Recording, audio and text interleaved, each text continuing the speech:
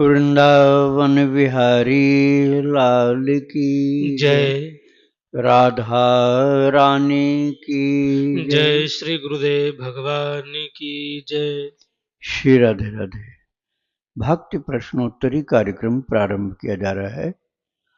आइए हम भक्ति संबंधित प्रश्नों को श्रवण करें। श्री राधे राधे गुरु जी, आपके श्री चरणों में कोटि कोटि दंडवत प्रणाम। पूनम शर्मा जी मध्य प्रदेश से, इनका प्रश्न है, गुरु जी हमने प्रवचन सुनते हुए एक संत द्वारा ये सुना है कि अगर आपकी गुरु दीक्षा हुई है तो आपको गुरु द्वारा दिए हुए भगवान के स्वरूप का ही चिंतन करना चाहिए। मुझे गुरु जी के माध्यम से सीताराम स्वरूप मिला है, किंतु मेरा मन गुरु दीक्षा के पहले ही राधा कृष्ण में ही लगता है। मैं मानसिक में सीताराम और राधा कृष्ण दोनों की मानसिक सेवा करती हूँ। क्या दोनों स्वरूप की कर सकती हूँ या किसी एक की ही करनी चाहिए? ये बात जो दीक्षा वाली बात है ना, उसमें मंत्र के लिए बात कही गई है। मंत्र जो दिया गया हो गुरु के द्वारा वो जपना जरूरी होता है। जो माला निर्धारित की गई हो गुरु के द्वारा या आपने खुद ही निश्चय किया हो कि इतनी माला हमको प्रतिदिन करनी है, तो गुरु प्रदत्त दीक्षा मंत्र की वो माला प्रतिदिन सुबह करनी चाहिए। उसके बाद शेष समय में आप भगवान का नाम जप सकते हो, वो आपकी इच्छा पर है, अर्थात तो आप स्वतंत्र हैं। जैसे मान लीजिए आपको कृष्ण का मंत्र मिला है, तो कृष्ण का मंत्र आप सुबह जपना ही चाहिए जो गुरुदेव ने दिया। अब उसके बाद आपको सीताराम जी में मन लगा हुआ है, आप उनसे प्रेम करते हो, उन्हें अपना मानते हो, तो सीताराम नाम दीक्षा मंत्र की संख्या पूरी करने के बाद लगातार सीताराम नाम जप करो आप, कोई दोष नहीं है। वही कृष्ण राम है, कोई अंतर थोड़े है। दीक्षा मंत्र आपका मान लो सीताराम जी का है, आप सीताराम की दीक्षा मंत्र जप कर लीजिए गुरुदेव की आज्ञा जो है। उसके बाद आपको राधा या कृष्ण नाम में प्रीति ज़्यादा है, फिर आप राधा कृष्ण जपना शुरू कर दीजिए। दीक्षा मंत्र का नियम पहले पूरा करो। और ध्यान की जो बात है, तो ध्यान तो वही प्रभु हैं, चाहे राधा कृष्ण का ध्यान करो, चाहे सीताराम का करो, चाहे केवल बाल कृष्ण का करो, केवल बाल राम जी का करो, एक ही बात है, वो आप स्वतंत्र हैं। केवल दीक्षा मंत्र का बंधन है, जरूरी है। गुरुदेव का नहीं तो अनादर मान लिया जाएगा कि आपने मंत्र की अवहेलना कर दी। और ध्यान और जप, नाम का जप और ध्यान अपने प्यारे प्रभु का ही करना है। आपको प्रेम है बाल कृष्ण में, तो आपको बाल कृष्ण का ही ध्यान करना होगा। आपको जो भगवान का स्वरूप प्रिय लगता है वही ध्यान करिए, और नाम भी वही जपिए। बस दीक्षा मंत्र का नियम सुबह पूरा कर लीजिए, उसके बाद श्री राधे राधे। इनका दूसरा प्रश्न है, गुरुजी मैं ब्रह्म मुहूर्त में सुबह 4 बजे से 6 बजे तक नाम जप करती हूँ, उसके बाद 7 बजे स्नान करके गुरु दीक्षा का मंत्र जाप और भगवान की स्नान और श्रृंगार सेवा करती हूँ। भगवान के स्वप्न में दर्शन हो, इसके लिए क्या करूँ? गुरुजी वृंदावन वास के लिए मन व्याकुल रहता है। घर में मेरे पति भक्ति भाव के नहीं है, कोई साथ भी नहीं मिलता कि वृंदावन आकर वास कर सकूँ। कृपया मार्गदर्शन करें कि भगवान का स्वप्न में कैसे दर्शन करूं और वृंदावन वास के लिए क्या करूं? हाँ, इसके लिए आपको भक्त चरितावली बहुत ज़्यादा सुननी पड़ेगी। भक्त चरितावली भक्ति आश्रम चैनल पर इतना अधिक सुननी है कि उसमें पूरा पूरा मन आपका लग जाए, प्रभु के चरित्र में मन लग जाए, बहुत प्रेम हो जाए, तब स्वप्न में भी आएंगे और किसी अन्य सत्संगी की जरूरत नहीं पड़ेगी। भक्त चरितावली में ही सत्संग भरपूर है, तो उसी से आपका संपूर्ण रूप से काम हो जाएगा। प्रभु से प्रेम भी होगा, स्वप्न में भी दर्शन होगा, और ये कमी नहीं खटकेगी कि कोई दूसरा साथी यहाँ नहीं है। साथी वही भगवान और उनके भक्त लोग जो आप सुनते रहेंगे ना, वही साथी बने रहेंगे। राधे राधे। इनका आखिरी प्रश्न है, लड्डू गोपाल जी को कई सालों से राखी बांध रही हूँ, जो उनका बड़ा स्वरूप है, जैसे राधा कृष्ण, उनके प्रति दास भाव है। क्या मैं उन्हें गीत गोविंद का पाठ सुना सकती हूँ? गीत गोविंद का पाठ सुबह शाम दोनों टाइम कर सकते हैं? गीत गोविंद का तो आप पाठ सुना सकते हो, लेकिन ध्यान रखना कि केवल आप ही तक सीमित होना चाहिए। भगवान को तो सुनाओ, लेकिन वो पतिदेव से या बच्चों से आप पढ़वाने लग जाओगे तो अपराध लग जाएगा। आप केवल खुद पढ़ना। गीत गोविंद सबके लिए नहीं होता है। और ये ध्यान रखना कि ये माधुर्य भाव का ग्रंथ है, सखियों का, कृष्ण का सखियों के साथ जो प्रेम है उसका ग्रंथ है। तो आप इसको, इस गुप्त ग्रंथ को आप सबके लिए प्रकट करोगे ना तो आपको पाप लग जाएगा। इसलिए इस बात को ध्यान रखना। जैसे आपकी गहरे प्रेम की बात कोई प्रकट करे तो आपको खराब लगेगा ना, ऐसे ही भगवान का जो सखियों का, गोपियों का प्रेम है वो है गीत गोविंद में। राधा रानी का, अष्ट सखियों का, मंजरियों का जो कन्हैया के साथ प्रेम है उसकी बातें हैं। इसलिए उसे तो गुप्त ही रखना चाहिए। आपके भाव में गड़बड़ी आवे तो आपको भी नहीं पाठ करना चाहिए। राधे राधे। बेंगलुरु से गुरु जी, इनका प्रश्न है, मैं ठाकुर जी को अपना प्रियतम और पति मानती हूँ। मुझे प्रत्यक्ष रूप से कोई गुरु नहीं मिले हैं, इसलिए ठाकुर जी को ही गुरु मानती हूँ। ऐसे में क्या बिना प्रत्यक्ष गुरु के, बिना गुरु मंत्र के भाव देह गोपी देह नहीं मिलेगा? आप जो कर रहे हो अभी सही है, बिल्कुल सही। इसमें आपको परेशान नहीं होना है। आप भगवान को पति भी मान सकते हो, गुरु भी मान सकते हो, और खूब भक्ति करो, खूब नाम जप करो, खूब लीला सुनो, भक्तों का चरित्र सुनो, भगवान का चरित्र सुनो, उनसे प्रेम करो। जब ठाकुर जी का संकेत कुछ मिलेगा तब किसी से दीक्षा लेना। अभी आपको दीक्षा लेना आवश्यक नहीं है। अभी जो महापुरुष पहले हो गए हैं, जैसे नारद जी महाराज, श्री हनुमान साथ पोद्दार जी महाराज, श्री राधा बाबा जी, या आप किसी अन्य को मानते हैं जैसे हरि बाबा को या उड़िया बाबा को या अखंडानंद जी को या सुदर्शन सिंह चक्र जी को या अन्य कोई संत हैं जिनको आप गुरु मानते हैं, चाहे शरीर से हो या न हो, आप उनको भी गुरु मान सकते हैं। कृष्ण को भी गुरु मान सकते हैं, भगवान राम को भी गुरु मान सकते हैं, हनुमान जी को, बलराम जी को मान सकते हैं। लेकिन जब आपको इनकी कृपा से गुरु दीक्षा की प्यास जगेगी तब दीक्षा ले लेना। अभी बिना दीक्षा के ही भक्ति करो। राधे राधे। इनका दूसरा प्रश्न है, सभी भावों के आचार्य होते हैं और उन्हीं भाव को प्राप्त करने के लिए गुरु परंपरा भी होती है, जिससे कि उस जीव उस भाव को प्राप्त कर सकता है। जैसे मंजरी भाव के लिए गौड़ी संप्रदाय है, सहचरी भाव के लिए राधा वल्लभ संप्रदाय है, वात्सल्य भाव के लिए पुष्टि मार्ग है। तो ऐसे में गोपी भाव के आचार्य कौन हुए हैं? ये पहले मान्यता ही अपनी निरस्त करो, कैंसिल करो इस मान्यता को कि एक संप्रदाय एक एक भाव के लिए होना है। पहले इसी मान्यता को समाप्त करो आप, तब आप आगे बढ़ पाओगे। आप ये सोच रहे हो जो कि एक भाव के लिए एक संप्रदाय, एक भाव के लिए एक संप्रदाय, ये बात नहीं है। सभी संप्रदाय जो वैष्णव संप्रदाय हैं वो पंचरस से भरपूर हैं, पंचरसोपासना। और मैं एक नाम बता रहा हूँ, थोड़े दिन पहले थे, अभी 20 साल पहले थे, श्री राम हर्षण दास जी महाराज, अयोध्या जी में थे राम हर्षण दास जी। उनको कहा जाता था पंचरसाचार्य।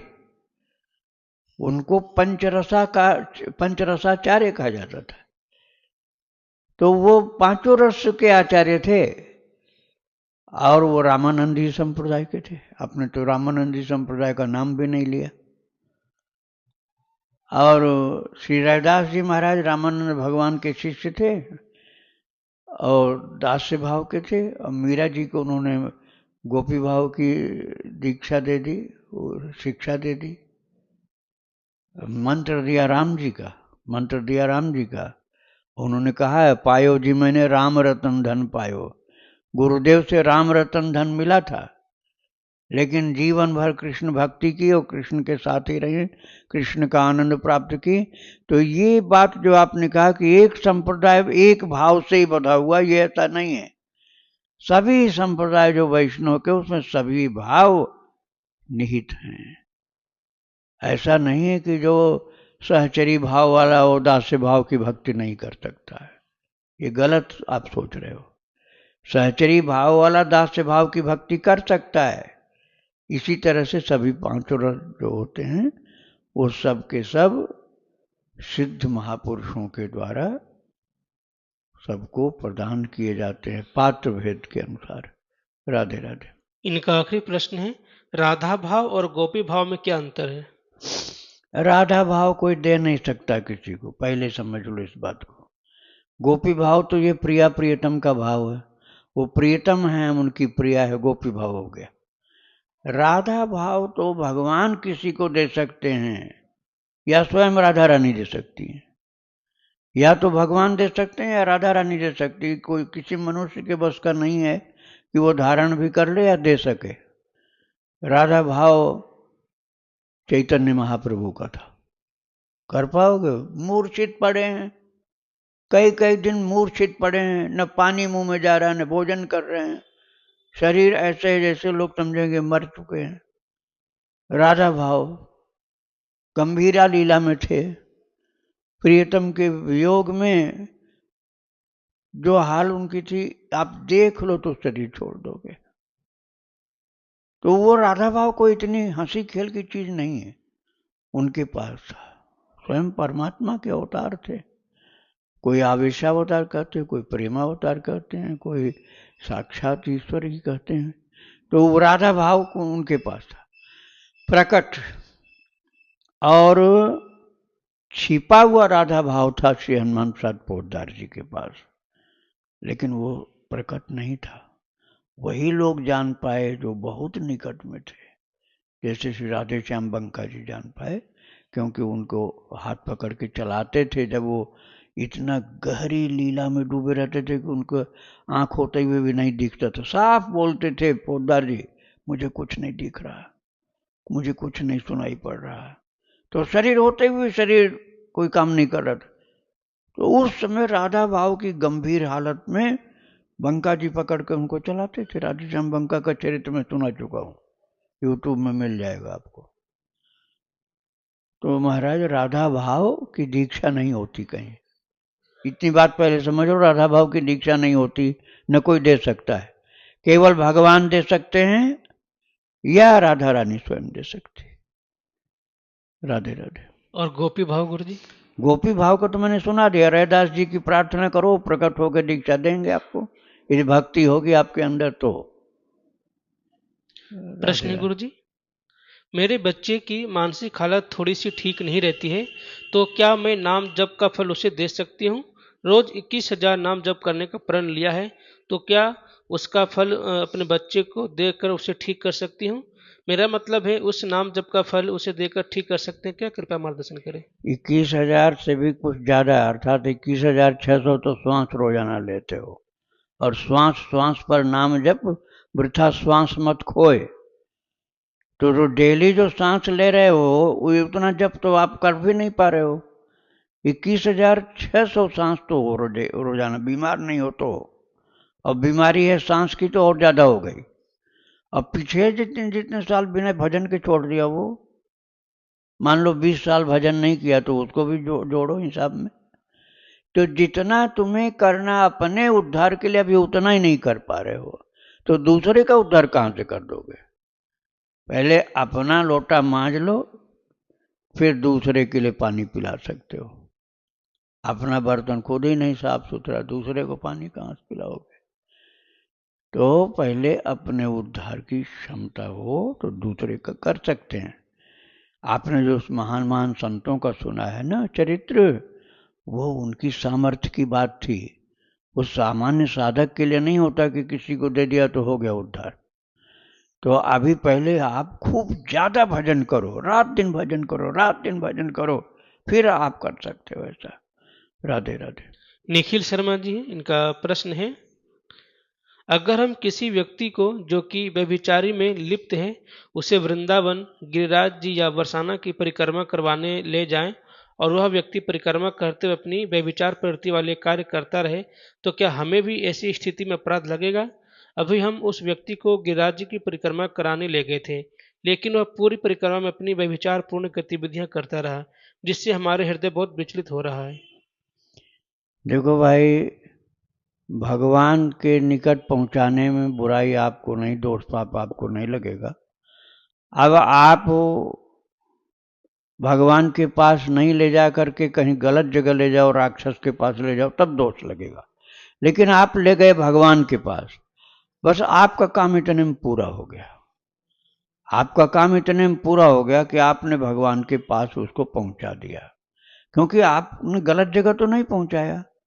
आप किसी दुष्ट के पास, राक्षस के पास तो नहीं ले गए, भगवान के पास ले गए।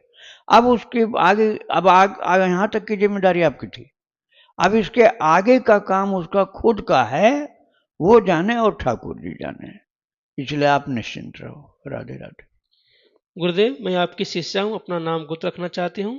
गुरुदेव, मेरे पिताजी ने जिंदगी भर अधर्म की कमाई की है। गुरुजी, मैं विवाहित हूँ और अपने पति और बच्चे के साथ अलग रहती हूँ। मेरे पिताजी की अभी मृत्यु शैया पे है। आयु इनकी इतनी नहीं है, लेकिन कम उम्र में ही उनको ऐसा रोग लग गया, जो असाधारण रोग लग गया है, जिसमें पूरे अधर्म की कमाई चली गई। उन्होंने बचपन से मुझे संतान नहीं माना, क्योंकि उनको पुत्र की इच्छा थी। उन्होंने बचपन से मेरे भाई को ही अपना संतान माना, सब उसके लिए किया, और मदिरा भी पीते थे। मुझे और मेरी माताजी को पीकर मारते भी थे बचपन में। मेरा भाई संत निंदा करता है, भगवत निंदा करता है, नास्तिक है। वो पिताजी को अंडे खिला रहा है रोज, अब इस उम्र में, जिससे कि उनके शरीर में ताकत आए। तो क्या मेरे शरीर के पिता के प्रति कोई कर्तव्य बनता है कि मैं नाम जप करूं उनके लिए, या कीर्तन करूं, जिससे उनकी आध्यात्मिक उन्नति हो सके, आत्मा की। मुझे उनके लिए कुछ भी करने में डर भी लगता है कि कहीं उनके पाप मेरे ऊपर ना आ जाए और मेरी भक्ति में रुकावट ना जाए। जब उनकी शरीर की स्थिति देखती हूँ तो दया आती है, लेकिन अब जब उनका व्यवहार देखती हूँ तो क्रोध भी आता है। इसलिए मैं असमंजस में हूँ, मुझे समझ में नहीं आ रहा। कृपया मेरा जो कर्तव्य बनता है बताइए। मुझे उनमें कोई आसक्ति नहीं है, क्योंकि वो नास्तिक हैं। जो ठाकुर जी को ना माने, उनकी अवहेलना करें, भले वो कितना भी करीब हो। मुझे उसमें कोई आसक्ति नहीं है। मैं सिर्फ अपना कर्तव्य जानना चाहती हूँ, क्योंकि डॉक्टर ऐसा बोल चुके हैं कि उनके पास ज़्यादा समय नहीं है। तो मुझे उनकी आत्मिक उन्नति के लिए कुछ फर्ज बनता है। तो मुझे क्या करना चाहिए? अगर मैं नहीं कर पाती तो क्या मेरी भक्ति में रुकावट आएगी? नहीं, आपको कोई रुकावट नहीं आएगी, क्योंकि वो स्वयं ही अपने रास्ते से हट गए हैं। उसमें आपकी गलती कुछ भी नहीं है।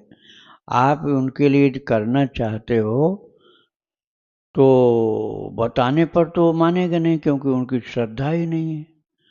कहीं से प्रसाद भगवान का मिल जाए और वे खा सकें, जैसे जगन्नाथ का भात, जगन्नाथपुरी का, या भगवान के किसी प्रसिद्ध मंदिर का प्रसाद, ऐसे आपको जब मिल जाए तो प्रसाद उनको देने की कोशिश करो। यदि खाएंगे तो उनका कल्याण होगा। लेकिन भजन इतना हर किसी के पास नहीं होता कि अपना उद्धार भी करे, दूसरे का भी करे। तो वो आप तो वो नहीं कर सकते हो कि आप नाम जप उनके लिए करो और वो वैकुंठ चले जाएं। अरे अपने तो वैकुंठ जाने का ठिकाना ही नहीं, दूसरे को कहाँ से पहुंचा दोगे? वो तो नहीं हो पाएगा। लेकिन भगवान का प्रसाद, भगवान का चरणामृत, बहुत सरल है ये उपाय। भगवान का चरणामृत मिल जाए कहीं से, किसी भक्त के द्वारा या किसी मंदिर के द्वारा, वो उनको पिलाओ। इतना ही आपके लिए महान धर्म है। उनका उद्धार होगा यदि आप ये कर पाए। वो उन्होंने पिया तो, और यदि उन्होंने फेंक दिया उठा करके, तो बहुत बड़ा अपराध लगेगा। ऐसा उन्होंने किया तो दोबारा कोशिश मत करना। हाँ, उन्होंने माथे से लगाकर पान कर लिया चरणामृत का, तो आगे भी आप प्रयास करें। प्रसाद को ग्रहण कर लिया हाथ जोड़ करके श्रद्धा से, तो प्रसाद देने का भी प्रयास करें। बस दो ही चीज करना है, चरणामृत और प्रसाद। और उनके लिए कुछ कर नहीं पाओगे, क्योंकि नास्तिक आदमी कहाँ मानने वाला है। तो यदि ये स्वीकार करें, नास्तिक तो जल्दी ये भी नहीं मानेगा कि प्रसाद और चरणामृत ले, तो फिर मत कोशिश करना, क्योंकि उन्होंने फेंक दिया मान लो प्रसाद या चरणामृत, तो पाप के भागी वो भी बनेंगे, और आपने फिर भी उनको दिया तो आपको भी पाप लग जाएगा।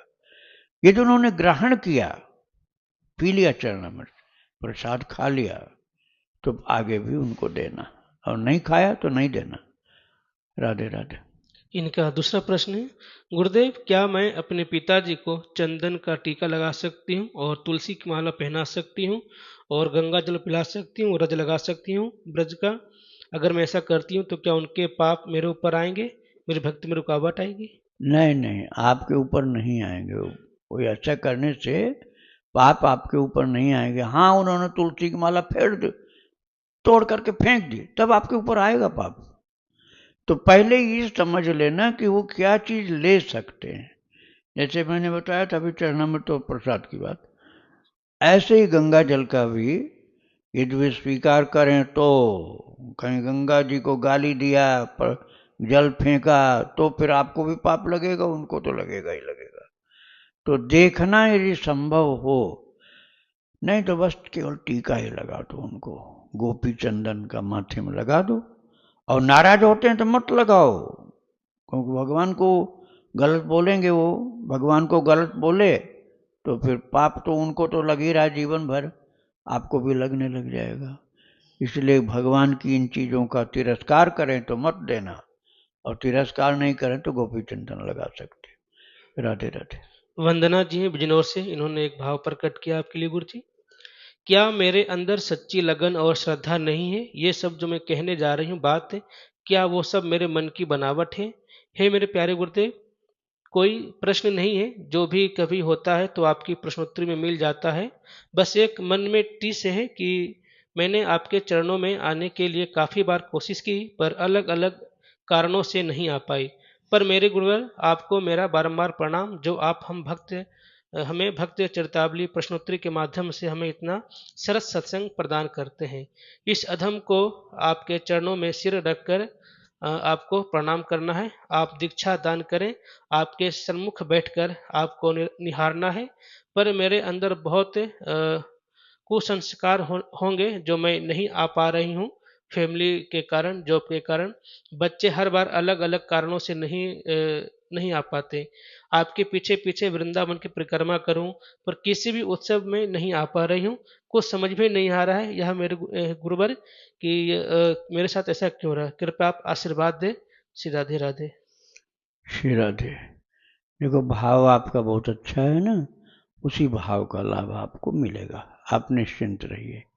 क्योंकि मानसिक ऐसी उपलब्धियां जो सेवा की होती हैं, ठाकुर जी की मानसिक पूजा करते हैं, ध्यान करते हैं, भगवान की सेवा मानसिक करते हैं, तो उसका लाभ मिलता है। ऐसे ही संत सदगुरु के लिए भी ऐसा करने से लाभ मिलता है। आप नहीं आ पा रहे हो तो उसके लिए परेशान मत हो, जब संयोग बनेगा तो आएंगे। अभी आपको करना ये है कि भक्तों का चरित्र खूब सुनो, भक्ति आश्रम चैनल यूट्यूब पर निकालो और रोजाना खूब संत चरित्र सुनो, और गाय मिल जाए उनको कुछ खिला दिया करो, संत और भक्त मिल जाए कुछ उनको खिला दो, मंदिर में कुछ भोग लगा दिया करो। ध्यान करने से भी कल्याण होता है, बहुत कल्याण होता है। तो नाम जप करो, संत चरित्र सुनो, और जैसा बन जाए वैसा ही संतों का और भगवान का ध्यान भी कर लिया करो। जब यहाँ आने का मौका लगेगा तब यहाँ सेवा करना। श्री राधे राधे। इनका छोटा से एक और भाव है। गुरुदेव, आपने तीव्र भक्ति के लिए प्रश्नोत्तरी में बताया कि अपने अंदर तीव्रता कैसे लाएं भक्ति के लिए। गुरुदेव, पति, बच्चे, जब जॉब और ससुराल, इन सब में मन उलझ जाता है, इधर उधर भागता रहता है और भक्ति नाम जप कम हो जाता है। हाँ, वो कुसंग का असर ज़्यादा पड़ जाता है, क्योंकि कुसंग तो ज़्यादा हो रहा है ना, सत्संग तो बहुत कम हो रहा है।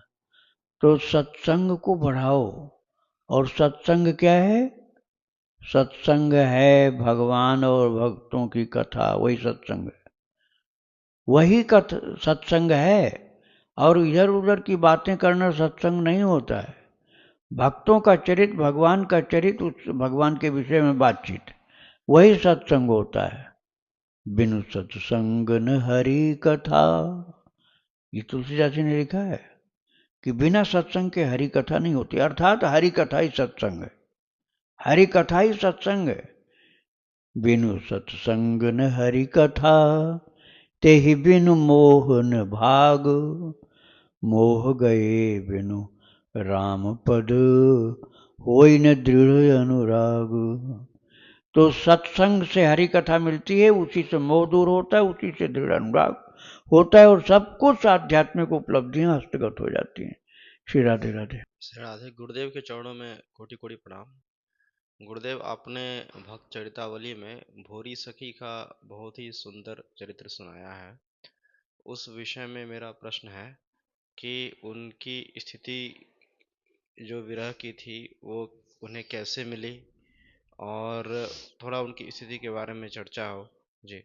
हाँ, वो आप उसको फिर से सुनिएगा, उसी में मिल जाएगा। गुरु का आशीर्वाद, एक तो ये गुरु का आशीर्वाद, दूसरा संतों की रहनी सहनी को अपने जीवन में उतारने का प्रयास, उसको आदर पूर्वक श्रवण करना, भगवान का कीर्तन, भगवान का ध्यान, इन चीज़ों से ही ऐसी उपलब्धियां अच्छी तरह से होती हैं। महाराज जी, जैसे मंदिरों में जाते हैं ये देवी के, तो जो देवियां आती हैं, क्या ये सच बात है? क्योंकि मुझे विश्वास नहीं होता है कि एक मनुष्य के उसमें कैसे देवियां आ सकती। अच्छा, शराब को बहुत पिया हो तो नाली में गिरता है ना, तो नाली में उससे दूसरे दिन पूछो गिरोगे, क्या कहेगा वो? कभी तैयार नहीं हो। दूसरे दिन पूछो तो, जिस दिन नहीं पिया उस दिन कहोगे नाली में गिरो, बढ़िया जगह है, वो कहेगा नहीं, हम क्यों पागल, हम क्या गिरेंगे, नहीं गिरेगा। और जिस दिन पिया उस दिन गिरेगा वो। ऐसे जो महागंदगी में पड़ा हुआ है उसके ऊपर प्रेत आएगा, भूत आएगा, चुड़ैल आएगी, क्योंकि बहुत गंदगी है। ऐसे ही किसी के अंदर बहुत ज्यादा भक्ति हो उच्च कोटि की, तो ध्यान में भगवान आएंगे, उसके ध्यान में भगवान आएंगे, और भगवान बहुत ज्यादा आवे तो समाधि लग जाएगी उसकी। उस समाधि की अवस्था में भगवान चाहें तो उसके मुख से कुछ बुलवा सकते हैं, अपने मन तो नहीं कर सकता है। ठाकुर जी ध्यान की पराकाष्ठा में उसके द्वारा कोई परोपकार कराना चाहे तो करा सकते हैं। तो इसमें बनावट की संभावना ज्यादा होती, झूठापन नाटक ज्यादा होता है। किंतु मैंने बताया ना, अत्यंत तमोगुण होगा तो प्रेत का उसके ऊपर अपने आप आगमन हो जाएगा। कोई को प्रेत चढ़ाना नहीं पड़ेगा, प्रेत अपने आप जंगल में रास्ते में कहीं भी उसकी खोपड़ी में चढ़ जाएंगे, बहुत गंदगी के कारण। ऐसे ही किसी के अंदर बहुत भक्ति होगी तो भगवान को इतना प्रिय हो जाता है कि ठाकुर जी क्रीड़ा करते हैं उसके साथ, ऐसा हो सकता है। राधे राधे। एक लेडीज ने प्रश्न किया, उस पे देवी आ रही थी, तो उन्होंने बोला कि मेरा वो काम कब होगा? तो उन्होंने कहा कि 1 साल लगेगा। तो पहले भी आपने 1 साल बताई थी। देवी का भी ऐसा हो सकता है? ये हमने बताया ना कि इसमें सच्चाई कम होती, ऐसा नहीं कि सब झूठा ही झूठा होता, ऐसा नहीं कि सब झूठा ही हो, सच्चाई कम होती, झूठा ज्यादा होता है। लेकिन इस विषय के माहिर हैं बागेश्वर बाबा, आप उनके पास जाओ किसी ऐसे मरीज को लेकर के, भूत प्रेत आदि, तो वो तो तुरंत ही उसको पकड़ करके पटक देंगे उठाकर। लेकिन भगवान का जो भक्त है उसकी था कोई नहीं पा सकता है। वृंदावन बिहारी लाल की जय। राधा रानी की जय। श्री गुरुदेव भगवान की जय। श्री राधे राधे।